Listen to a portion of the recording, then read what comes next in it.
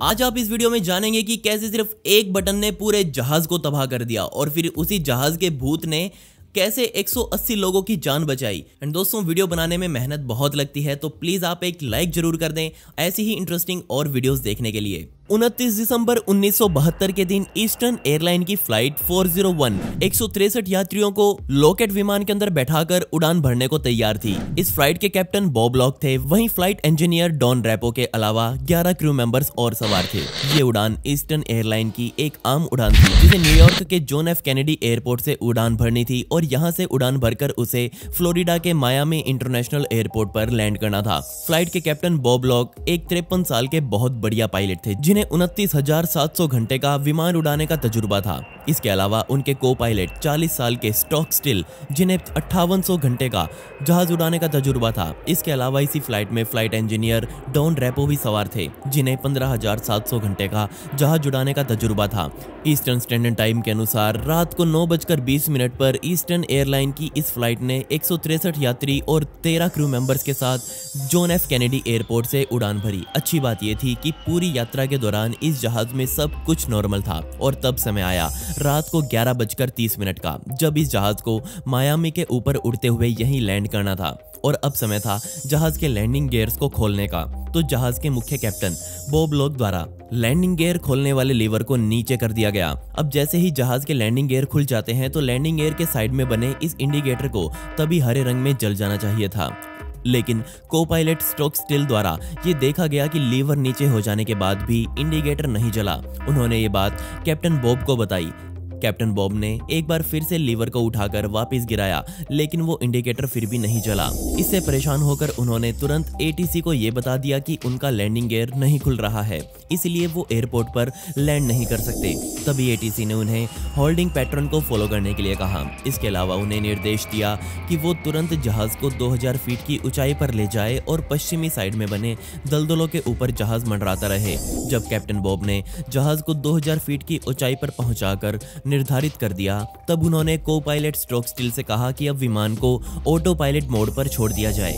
Auto pilot mode पर डालने के 80 सेकंड्स बाद तक ये जहाज 2000 फीट की ऊंचाई पर ही उड़ता रहा और तब flight engineer Don Repo cabin में आए, जो कि उस दिन ऑफ ड्यूटी कंपनी के काम से न्यूयॉर्क गए हुए थे और वापस भी कंपनी की ही फ्लाइट में आ रहे थे।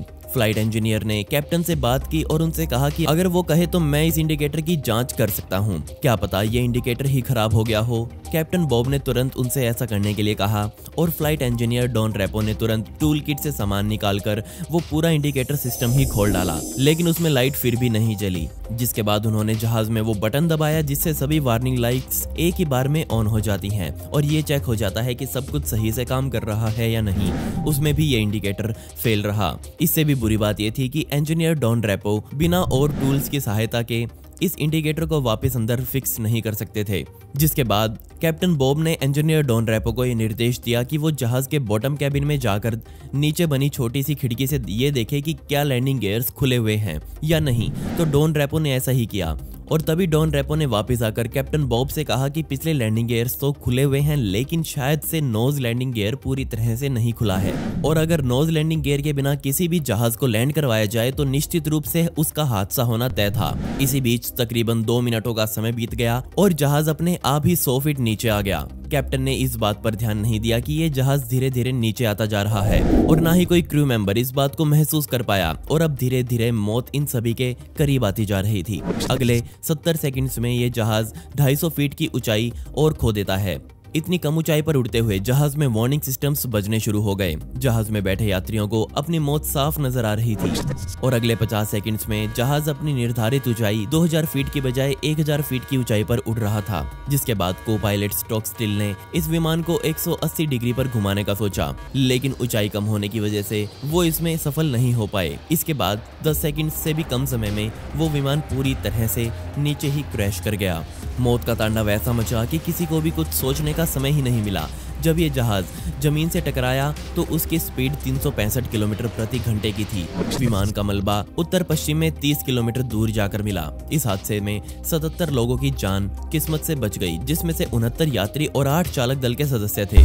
इस दुर्घटना में विमान के हिस्से या फिर विमान का वो सामान जो अभी ठीक हालत में बच गया था, उसे निकालकर अलग अलग विमानों में डाल दिया गया। अब आप सोच रहे होंगे कि ये तो एक क्रैश दुर्घटना थी, ये भूतिया कैसे हुई? तो अब मैं आपको बताता हूँ कि कैसे इस जहाज ने क्रैश होने के बाद भूतिया रूप धारण कर लिया।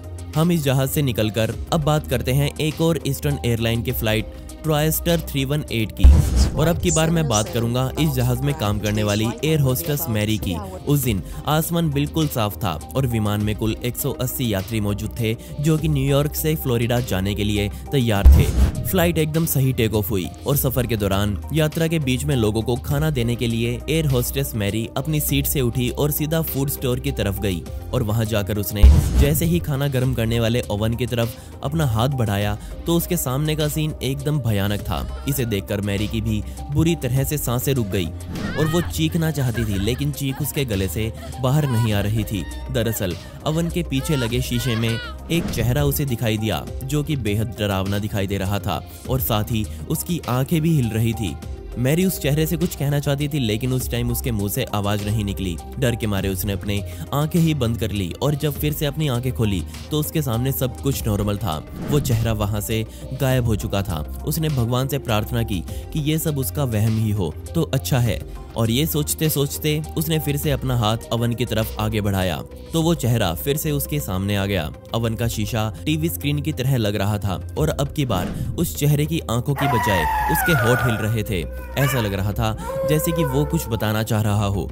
मैरी को कुछ देर के लिए लगा कि जैसे वो किसी और ही दुनिया में आ गई हो, लेकिन जल्दी ही उसने अपने आप को वापस संभाल लिया और डरते डरते वो फ्लाइट इंजीनियर मुओर के पास पहुंची। पहली बार तो मुओर को भी मैरी की बात समझ नहीं आई। वो मैरी के साथ फूड स्टोर में भी जा पहुंचा और अब की बार इन दोनों ने मिलकर इस चेहरे को एक साथ उस शीशे में देखा और अब की बार तो वो चेहरा बोल भी रहा था।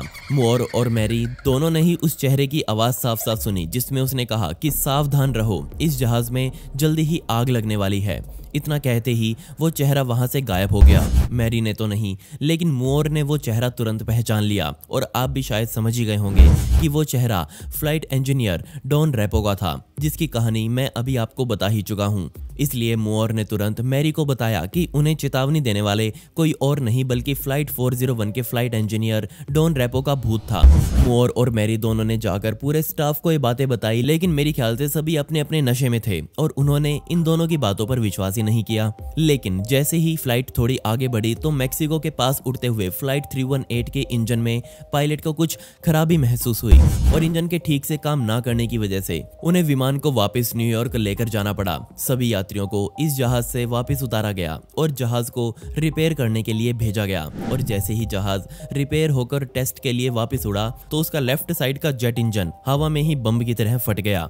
और ये हादसा देखकर मुओर और मैरी के कान में फ्लाइट इंजीनियर डॉन रेपो के शब्द बार बार गूंज रहे थे और बार बार सभी यही सोच रहे थे कि अगर वो इस जहाज में बैठे होते तो उनका क्या हाल होता। इस पूरी घटना को अमेरिकी अधिकारियों द्वारा बहुत अजीब विमान हादसा माना गया और इसे ही द घोस्ट ऑफ फ्लाइट 401 के नाम से भी जाना जाता है। और इससे भी डरावनी बात मैं आपको बता देता हूँ कि जो ओवन फ्लाइट 318 में लगाया गया था वो ओवन फ्लाइट 401 के मलबे से ही निकाला गया था। अब ऐसा नहीं था कि ऐसी दुर्घटना एक ही बार हुई हो, बल्कि द घोस्ट ऑफ फ्लाइट 401 के भूत कई बार सामने आए। और इनमें से सबसे प्रसिद्ध घटना भी मैं आपको बता देता हूँ, जो कि ईस्टर्न एयरलाइन के वाइस प्रेसिडेंट के साथ घटी। बात 1973 की है, जब फ्लाइट 318 से ही कंपनी के वाइस प्रेसिडेंट अपनी यात्रा कर रहे थे और उनके साइड वाली सीट पर पायलट की वर्दी पहने ईस्टर्न एयरलाइन का कैप्टन भी बैठा हुआ था।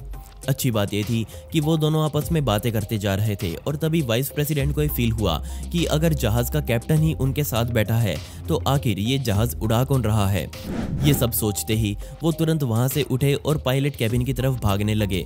लेकिन वहां से भागने से पहले उन्होंने एक बार अपने साथ बैठे कैप्टन का चेहरा भी देखा और वो चेहरा देखते ही उनकी हालत बेहद खराब हो गई, क्योंकि वो उस चेहरे को अच्छी तरह से जानते थे। जी हाँ, अब की बार बॉब लॉक यानी कि फ्लाइट 401 के कैप्टन भूत बनकर सामने आए, जिसे मरे हुए 1 साल का समय हो चुका था। खैर, वाइस प्रेसिडेंट तुरंत भागकर पायलट के कैबिन की तरफ गए और वहां जाकर सभी को ये घटना बताई और सभी वापस बॉब लॉक को देखने के लिए पीछे कैबिन में आए तो उन्हें वहां बॉब लॉक का भूत नहीं दिखा। ऐसी ही एक और घटना ट्राइस्टर 318 में फिर से घटी।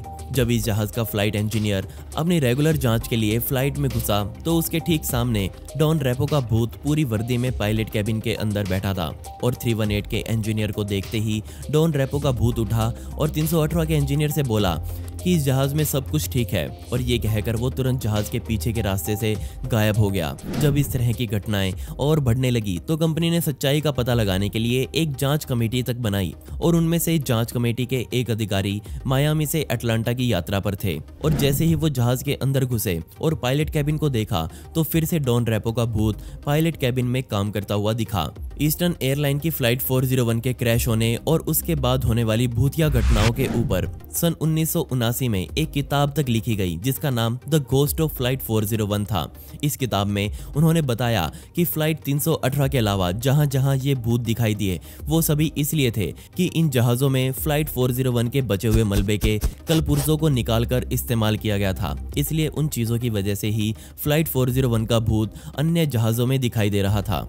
खैर, पिछली वीडियो का शाउट आउट एक्स गेमिंग को and comment pick me to get a shout out in next video. आपको ये कहानी कैसी लगी मुझे नीचे कमेंट सेक्शन में जरूर बताइएगा और इस वीडियो का पार्ट 2 चाहिए हो तो कमेंट्स में पार्ट 2 जरूर लिख दें। ऐसी ही इंटरेस्टिंग वीडियोस देखने के लिए मिस्टीरियस दुनिया को अभी सब्सक्राइब कर दें। मिलते हैं अगली वीडियो में। ये वीडियो देखने के लिए धन्यवाद।